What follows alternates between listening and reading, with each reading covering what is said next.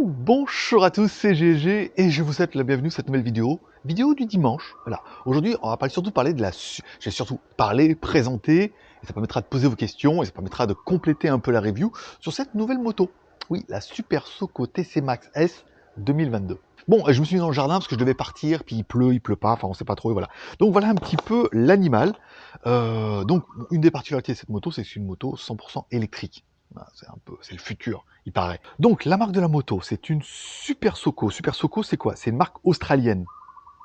Bien, voilà. Bon, par contre, ils font, bien évidemment, ils ont leur succursale à Shanghai et ils font assembler les motos en Chine. Les motos sont chinoises. Nous, ici en Thaïlande, ils les font, ils ont leur usine d'assemblage, c'est-à-dire qu'ils importent les pièces à Nong Khai et ensuite ils assemblent les motos directement ici, qui leur permet de réduire le coût et surtout l'importation de motos électriques. Donc, je vais vous présenter succinctement cette moto avec mon modèle, voilà, pour vous faire voir un petit peu. On va regarder un petit peu les points importants de la moto, en parler vite fait et ensuite, vous me poserez toutes vos questions dans les commentaires et ça permettra de compléter la review qui sera jeudi sur GLG Review et ensuite de faire d'autres vidéos en expliquant chaque point, par exemple les questions que vous m'aurez posées, notamment l'autonomie. Bon, allez, premier point, tu auras compris, c'est une moto 100% électrique, pas de gasoil, rien, donc pas de pot d'échappement, pas mal. Le poids de la moto à vide donnait 107 kg, voilà. Donc si on demande la puissance, c'est un équivalent 125. Voilà, donc après on voit au niveau de la taille. Alors étonnamment, elle est petite, mais elle est à ma taille. Surtout ça, on verra ça dans les essais, c'est-à-dire que je touche les pieds, c'est confortable dessus, elle est pas trop petite, mais elle est pas trop grosse non plus. Donc c'est un bon équivalent 125, c'est sympa. Au niveau du moteur, allez, au niveau du moteur, c'est un 3500 watts Bosch. Pourquoi Bosch? Peut-être parce que c'est bien, mais sinon, voilà, 3500 watts, ça envoie un petit peu des watts. Allez, au niveau des roues, à l'avant, du 90 par 80, c'est du 17 pouces, pas mal, vous avez vu, un joli petit frein à disque qui freine bien. À l'arrière, un peu plus large, mais pas trop, c'est du 120 par 70 et la taille c'est du 17 pouces, encore une fois un frein à disque et étonnamment celui-là il a beaucoup de mordants, ça freine vraiment bien. Bon, les plus attentifs d'entre vous ont remarqué, c'est une distribution à courroie. Oui, on a une courroie, pas une chaîne, alors, ce qui fait que la moto est très silencieuse. Par contre, comme il n'y a pas de frein moteur, c'est un peu en mode roue libre, c'est-à-dire quand tu accélères, et ben ensuite la moto elle s'arrête pas, elle continue comme un vélo, un petit peu, ce qui fera un peu, il n'y a pas de récupération d'énergie, ça c'est un peu dommage, mais par contre, voilà, quand on accélère, la moto, elle roule longtemps. Donc il va falloir jouer un petit peu avec ça. Allez, pourquoi Max S et Max A? Alors en fait, du coup, nous, en Asie, pour différencier, en fait, il existe deux versions. Une version avec les jantes à bâton et une version avec les jantes à rayon. Donc moi, j'ai pris la version à jantes à rayon. Donc en Asie, la version à rayon, il l'appelle la version S et la version avec les jantes à bâton, il l'appelle la version A. En même temps, c'est plutôt évident, comme ça, voilà, il y a deux versions, et tu choisis, plutôt que de vous dire, c'est la même moto, et vous voulez quelle jante, machin et tout. Voilà, et je crois que le nom était quand même beaucoup plus sympa. Bon, au niveau des commandes, c'est plutôt simple. Ici, vous allez pouvoir allumer et éteindre les feux, enfin, mettre les feux normaux ou en plein phare, parce qu'encore une fois, c'est pour ça, en fait, à mon avis, qu'il y avait un bouton ici. Avant, à mon avis, ici, ça devait pouvoir éteindre et allumer les feux. Mais ça, depuis la législation, maintenant, c'est tout le temps allumé.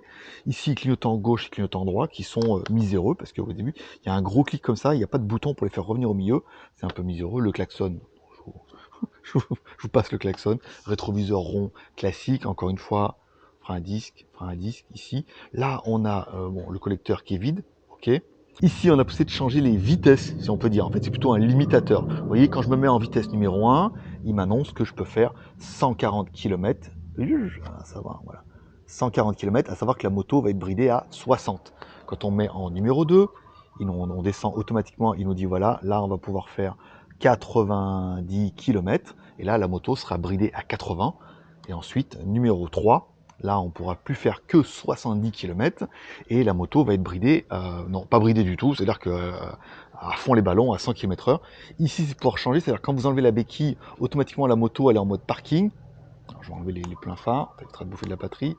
Ici, on se met en mode numéro 1. Voilà, on a possibilité de basculer du mode parking au mode normal, mais il faut enlever la béquille. Et comme j'ai qu'une... Bah, je fais tout avec voilà, une main en équilibre et tout ça. Voilà. Voilà, le poste de pilotage, il est plutôt classique. Au niveau du feu, eh ben, on a un feu à LED qui claque quand même plutôt pas mal. Je vais vous mettre un peu en plein phare. Je le trouve très joli ce feu, il est très travaillé encore une fois. Vous voyez, il y a une espèce de... Je sais pas comment ils ont fait là, ça doit être un espèce de réflecteur qui est à l'intérieur et tout. Très très joli feu, clignotant gauche-droite, ok, classique. En bas, on a toute la certitude électronique, encore une fois. À l'arrière, la même chose, clignotant. On aura le feu stop ici. Ensuite, il y aura la plaque d'immatriculation. Là, pour l'instant, on l'attend. On va défixer ça. Le garde-à-boue, personnellement, je le trouve dégueulasse. En fait, encore une fois, j'aurais préféré qu'ils mettent un petit déport comme ça, éventuellement qui coupe. Enfin, ici, qu'ils mettent un petit truc. Puis après, voilà. On verra comment on va pouvoir faire modifier ça. Je suis en négociation, l'amortisseur à l'arrière. Bon, allez, après vous allez me dire, mais bon, c'est une moto électrique. Alors, sur le côté ici, on a un connecteur de charge. Alors, attention, c'est les nouveaux connecteurs de charge.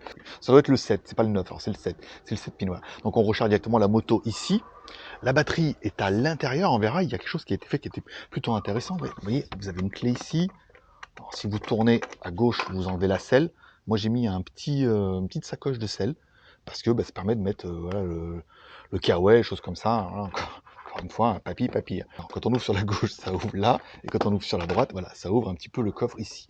Dans le coffre, en théorie, eux, ils indiquent qu'on peut mettre le chargeur. Alors attention, le chargeur, c'est du Tetris, c'est-à-dire que ça rentre, voilà, il faut tout enrouler les câbles et tout.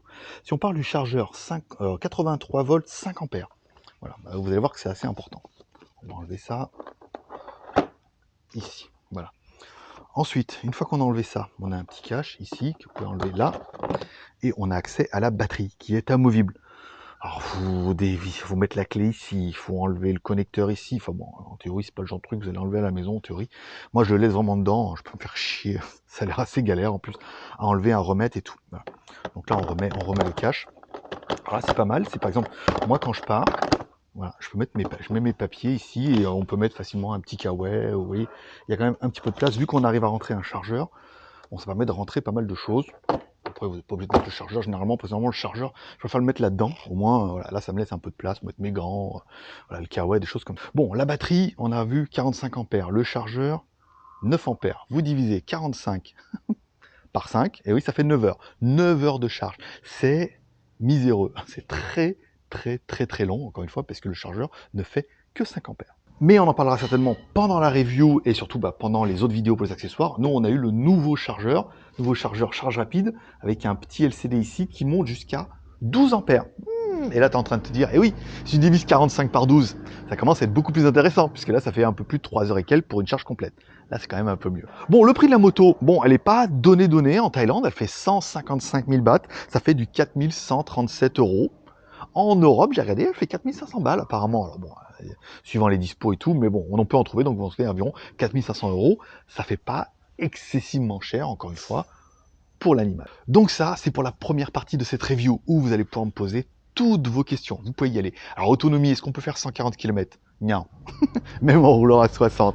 Encore une fois, le problème c'est qu'on a tendance à rouler à 60 à fond et que ça a tendance à bouffer la batterie. Je vous ferai une vidéo dédiée où on fera l'autonomie et on verra combien de kilomètres on peut vraiment faire en vitesse numéro 1, combien de kilomètres on peut vraiment faire en vitesse numéro 2 et combien de kilomètres on peut faire en vitesse numéro 3. Ça, la vidéo est prévue. Donc vous allez avoir, à mon avis, énormément de questions. Par exemple, bon, est-ce qu'on peut avoir des batteries plus grosses? Oui, les Chinois sont en train de travailler sur une batterie de 70 ampères. Voilà, donc là, elle fait 45 ampères.